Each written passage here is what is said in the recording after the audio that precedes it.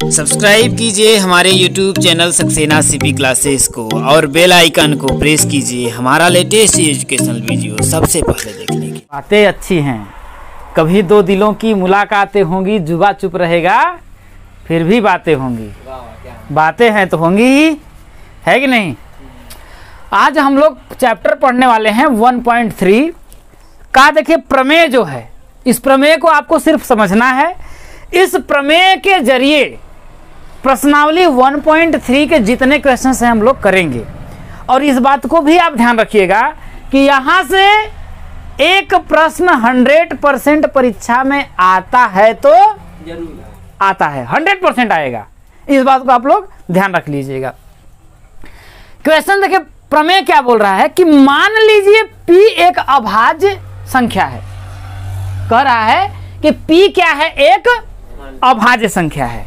ठीक, यदि P a² को विभाजित करती है तो P a को भी विभाजित करेगी। इसके कहने का मतलब, मान लेते हैं कि P क्या है, एक अभाज्य संख्या है। तो मान लेते हैं भाई अभाज्य संख्या 1 2 हो सकती है, 3 हो सकती है, 5 हो सकती है, 7 हो सकती है, 11 हो सकती है, यही हो सकती है ना। अब ये बोल रहा है कि यदि P a² को विभाजित करती है तो मान लेते हैं कोई संख्या a है। क्या मान लेते हैं, कोई संख्या a है और a का मान मान लेते हैं कि 2 है। क्या मान लेते हैं कि a का मान क्या है, 2 है। हम मान लेते हैं कि भाई यहाँ तो दिया तो नहीं है ना, कि दिया है, दिया तो नहीं है। अब a का मान अगर 2 है तो a² का मान क्या होगा भाई। a का मान यदि 2 है तो a² का मान इसका 2 गुना होगा, 4 हो जाएगा। यही बात बोलना। अब वो बोल रहा है कि यदि ये जो P है, यदि यह जो क्या है P है, यदि इस a² को विभाजित करती है तो ये जो P है वो क्या करेगी, तो ये P मतलब जो है a को भी विभाजित करेगी। कौन, P। अब मान लेते हैं भैया कि a² का मान मान लेते हैं 4 है। ठीक है, a² का मान के क्या है आपका 4 है। 4 को यदि 2 विभाजित कर रहा है, किसको, 4 को यदि 2 विभाजित कर रहा है भाई, a² का मान कितना है आपका 4 है, तो a का मान क्या होगा 2 होगा ना। तो यदि भाई नीचे बोल रहा है कि P क्या है, एक अभाज्य संख्या है बोल रहा है ना, तो 4 को यदि ये 2 विभाजित कर रहा है तो भाई ये a² का मान है, तो a का मान क्या होगा 2, तो 2 को क्या 2 विभाजित नहीं करेगा, करेगा कि नहीं करेगा भाई। मान लेते हैं कि भाई एक अभाज्य संख्या 5 है। ठीक है, अब a² का कोई मान मान लेते हैं आपका 25 है। a² का मान क्या है आपका 25 है। मान लेते हैं a² का मान कितना आपका 25 है, तो a का मान क्या होगा भाई, a² का मान भाई 25 ले लेते हैं, तो a का मान क्या होगा आपका 5 होगा। तो क्या 5 को 5 विभाजित नहीं करेगा, करेगा कि नहीं करेगा। तो वही बोल रहा है कि यदि a² को कोई अभाज्य संख्या जो P है अगर विभाजित करती है, अगर हम यहाँ 2 ले लेते हैं, आपके कहने में अभाज्य संख्या 2 ले लीजिए, तो इस 25 को ना तो 2 अगर विभाजित नहीं कर रहा है तो इसको भी 2 विभाजित नहीं करेगा, करेगा नहीं करेगा ना। यही बात ये बोल रहा है कि यदि a² को P विभाजित करता है तो a को भी P क्या करेगा भैया। a² मान लेते हैं, a का मान हमने मान लिया 5 था, तो a² का मान कितना होगा 25। तो a² को यदि 5 विभाजित कर रहा है तो 5 को भी 5 विभाजित करेगा कि नहीं करेगा, a को भाई। a² को यदि 5 विभाजित कर रहा है तो a को भी 5 विभाजित करेगा। समझ आया कि नहीं आया। तो यही बात ये कह रहा है। इस प्रमेय की सहायता से हम प्रमेय √2 एक अपरिमेय संख्या है, ये आपका सवाल ऐसे पूछेगा डायरेक्ट। ये तो प्रमेय सिर्फ दे दिया है, हमें सिद्ध करना है कि √2 एक अपरिमेय संख्या है। सिर्फ क्या करना है, सिद्ध करना है।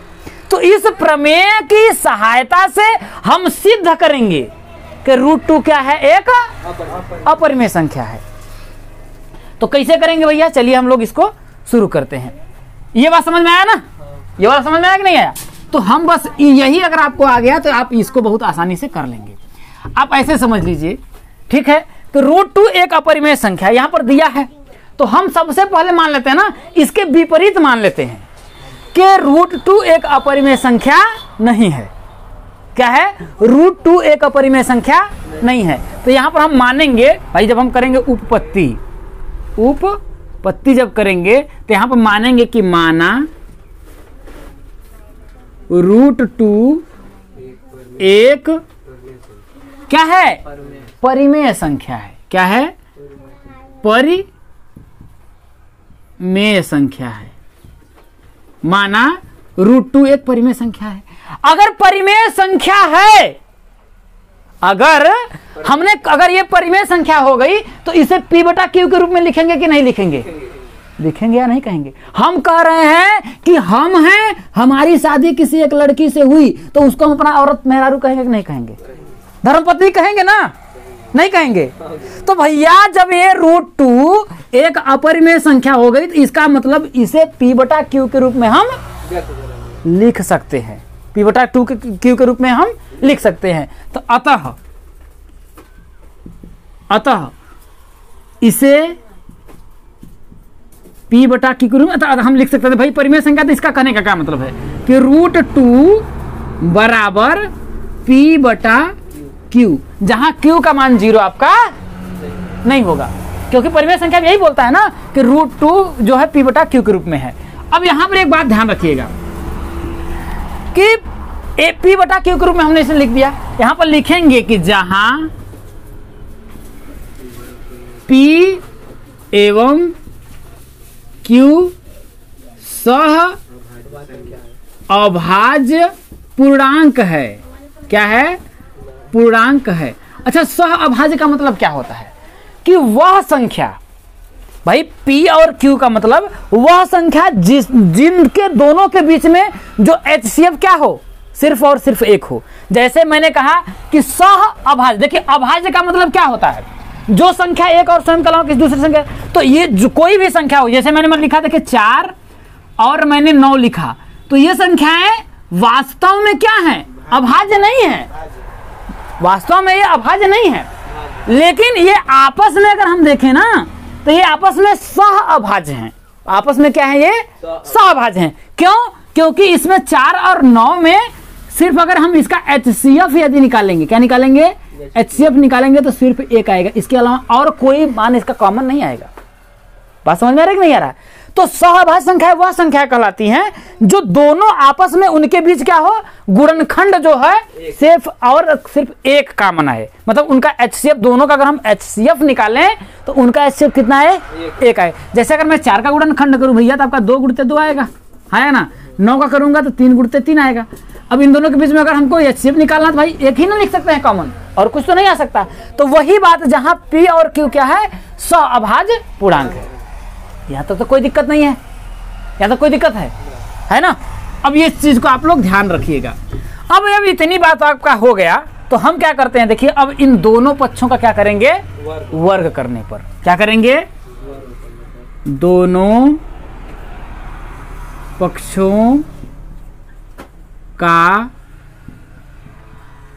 वर्ग करने पर, जब दोनों पक्षों का वर्ग करेंगे तो इधर आपका हो जाएगा, देखिए √2 का क्या हो जाएगा?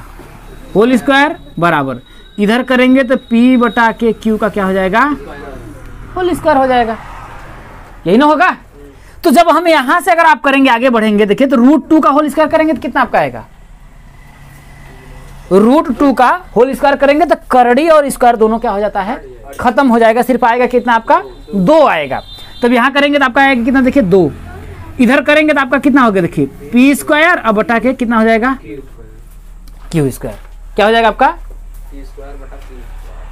है ना? कोई दिक्कत है? अब क्या करिए, इसका तिरे गुणा कर लीजिए भाई, इसका इधर में गुणा कर दीजिए तो कितना होगा? देखिए 2Q स्क्वायर बराबर P स्क्वायर। यहां तक तो कोई दिक्कत नहीं है। कोई दिक्कत है भैया? हमने क्या किया, इसका तिरे गुणा इधर कर दिया तो 2Q स्क्वायर, और यहाँ बटा अगर 1 करेंगे तो P स्क्वायर का 1 में गुणा करेंगे तो ये ना स्क्वायर आएगा। यहाँ तक तो कोई दिक्कत नहीं है। अब आगे करते हैं, देखिए कि Q स्क्वायर बराबर क्या होगा? P स्क्वायर बटा के 2। P स्क्वायर बटा के 2। यहाँ तक तो कोई दिक्कत नहीं है। कोई दिक्कत है? अब यहाँ एक चीज आप ध्यान देने का प्रयास करिएगा। यहाँ पर आप एक चीज देने का प्रयास करिएगा कि P स्क्वायर को 2 क्या कर रहा है? यहाँ पर विभाजित कर रहा है। P स्क्वायर को यहाँ पर 2 क्या कर रहा है? विभाजित कर रहा है। तो यहाँ पर हम ये लिखेंगे, देखिए यहाँ पर देखिए हम इस तरीके से लिखेंगे, देखिए चूंकि किसी से प्रमेय 1.3 से यही ना हमने प्रूफ किया है कि यहाँ पर क्या लिखेंगे? चूंकि प्रमेय किसे 1.3 से क्या कि पी स्क्वायर किसे 2 से विभाज्य है, पी स्क्वायर 2 से विभाज्य है। अतः अगर पी स्क्वायर 2 से विभाज्य होगा तो पी भी क्या होगा, 2 से विभाज्य होगा ना। यहां तो यही तो बोला, यदि पी ए स्क्वायर को विभाजित करता है तो पी ए को भी विभाजित करेगा, है ना। तो यही बात बोल रहा है कि प्रमेय 1.3 से, इसको सीधा सीधा मैं लिखता हूं, प्रमेय 1.3 से पी स्क्वायर 2 से विभाज्य है। अतः P 2 से क्या होगा, विभाज्य होगा। यहां तक बात समझ में आई या नहीं आई? यहां तक बात समझ में आई। अब मान लेते हैं कि भैया P को हम लोगों ने 2 से विभाजित किया होगा। क्या किया होगा, P को 2 से विभाजित किया होगा। तो मान लेते हैं कि P बराबर आप लोगों का मान लेते हैं भाई 2, और कुछ नहीं पता मान लेते हैं कि m बार में गया होगा। मैं ये बात नहीं समझ में आया होगा कि समझ में आया? जैसे आप मान लेते हैं, जैसे हम ये मान लेते हैं भैया कि कोई संख्या है, ऐसे समझ लीजिए कोई संख्या मान लेते हैं 6 है, उसको मैंने 2 से विभाजित किया। क्या किया, कोई संख्या जो है 6 है उसको मैंने 2 से विभाजित किया। बात समझ रहे हैं? तो क्या मैं भाई कितनी बार में गया, इसको लिखेंगे ना 2 गुणित 3 बार में। भैया संख्या तो 6 को 2 गुणित 3 नहीं लिख सकते हैं, लिख सकते हैं, नहीं लिख सकते हैं। अब वही संख्या मान लेते हैं आपका 12 है, तो 2 से विभाजित करेंगे तो भाई 12 बराबर क्या लिखेंगे, 2 गुणित 6, 2 गुणित 6। तो अगर 2 से विभाजित है तो भैया हमको पता ही नहीं ना पी का मान कितना है, कि पता है पी का मान, पता तो नहीं है। तो हम मान लेते हैं कि पी को 2 गुणित कितनी बार आया, पी का मान अगर भाई 6 हो रहा होगा तो 2 गुणित m का मान 3 होगा, पी का मान अगर 8 होगा तो m का मान 4 होगा। हाँ, ये बात समझ में आ रही कि नहीं आई? तो वही बात हमने भाग देकर के, क्योंकि अब फिक्स तो है नहीं, लेकिन उसका एक अभाज्य गुणनखंड क्या होगा, 2 होगा कि नहीं होगा? होगा ना। तो क्या मैं p बराबर 2m नहीं लिख सकता हूं? लिख सकते हैं, है कि नहीं? इसे क्या करिए आप, समीकरण नंबर क्या कर लीजिए, नहीं 1 मिनट, कहाँ हम लोगों ने किया था, पी स्क्वायर बराबर, तो यहाँ पर हम लोगों ने किया था ना, तो क्यू स्क्वायर बराबर, ठीक है। इसको समीकरण नंबर क्या करिए, इसे समीकरण नंबर 1 मान लीजिए, समीकरण 1 मान लीजिए, इसे समीकरण क्या मान लीजिए, 2 मान लीजिए। तो P बराबर 2m किसमें, समीकरण 1 में रखने पर, किसमें, P बराबर 2m समीकरण 1 में रखने पर। यहां तक बात समझ में आया?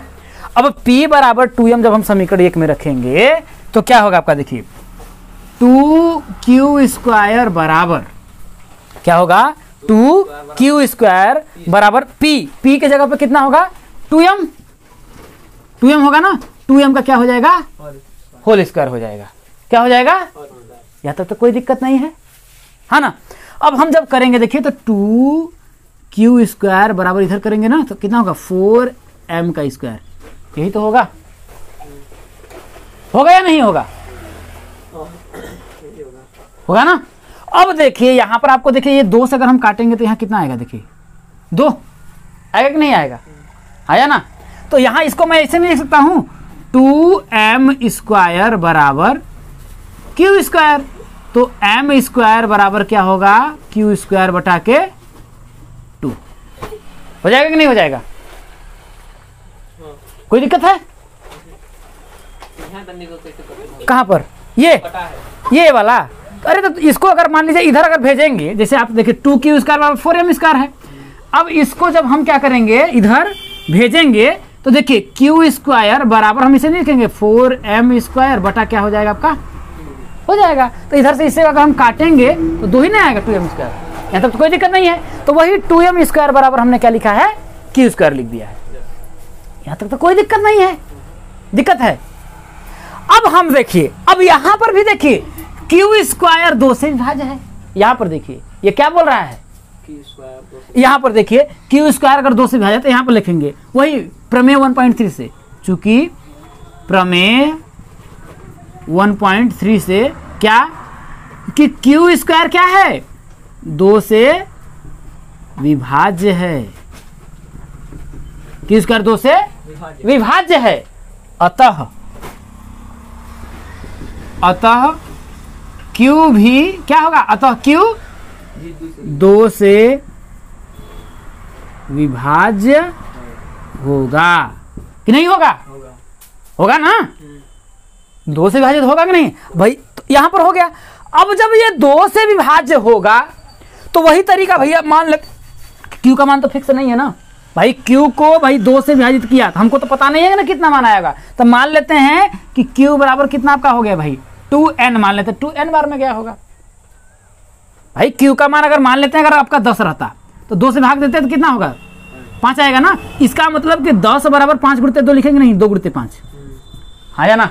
तो भैया 10 मान फिक्स तो नहीं है ना क्यू का है, तो भाई मान लेते हैं n टाइम में गया तो भाई 2n टाइम में गया। यहां तक तो कोई दिक्कत नहीं है, समझ में आ रही है अच्छी तरीके से, है कि नहीं है? ये सब प्यार मोहब्बत की चीजें हैं, समझ में आया? समझ लीजिए एक शख्स से एक बार हमें इश्क हुआ था, समझ में आया ना। तो यहां पर क्यू बराबर क्या होगा? 2n हो जाएगा। ये समीकरण 2 था, इसे समीकरण नंबर 3 मान लेते हैं, समीकरण नंबर 3 मान लेते हैं। लेकिन यहां देखिए हमने माना था P एवं Q क्या है? सहभाज्य पूर्णांक है। सहभाज्य पूर्णांक का मतलब यह है कि इन दोनों में क्या होगा? केवल और केवल क्या होगा, मतलब आपस में कॉमन क्या होगा? सिर्फ एक होगा। लेकिन अगर यहां देखिए P और Q को देखिए तो भैया P का मान यहां पर 2m है और Q का मान क्या है? 2n है। और यहां पर देखिए एक के अलावा इसमें 2 कॉमन हो गया ना। तो इसका क्या बोल रहा है? ये पूरा पर सरासर क्या कर रहा है? विरोध कर रहा है कि नहीं कर रहा है? तो ऐसा क्यों माना गया है? क्योंकि हमने कल्पना कर लिया था कि √2 क्या है? एक परिमेय संख्या है, लेकिन वास्तव में अब परिमेय संख्या नहीं है। वास्तव में परिमेय संख्या नहीं है ना भैया, ये अपरिमेय संख्या है। √2 क्या है आपका? एक अपरिमेय संख्या। भाई √2 एक अपरिमेय संख्या है। हम लोगों ने यहां मान लिया था, गलत कल्पना की थी कि √2 क्या है? एक अपरिमेय संख्या है, इसलिए हमने परिमेय संख्या माना। इसलिए ऐसा आया है कि दोनों में क्या आ गया है? कॉमन जो है 2 आया है, ठीक है। तो यहां पर हम लिखेंगे समीकरण 1, कुछ नहीं बस आपको लिखना है समीकरण 1 एवं 2 से पता चलता है, क्या चलता है? समीकरण 1 एवं 2 से, समीकरण 1 एवं समीकरण 2 से पता चलता है कि P और जो Q है ये सहअभाज्य पूर्णांक नहीं है।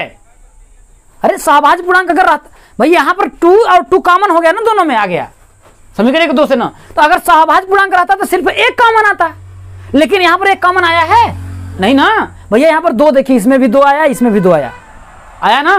तो यहां पर लिखेंगे समीकरण 1 एवं 2 से पता चलता है कि P एवं Q सह अभाज्य पूर्णांक नहीं है।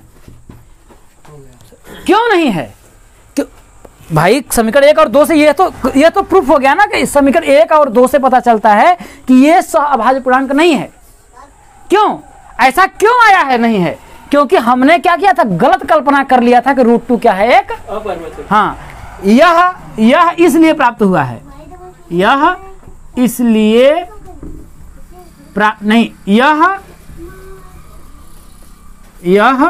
नहीं है, यह हमारी गलत कल्पना के कारण, गलत कल्पना के कारण हमने गलत कल्पना की थी ना कि √2 परिमेय संख्या है।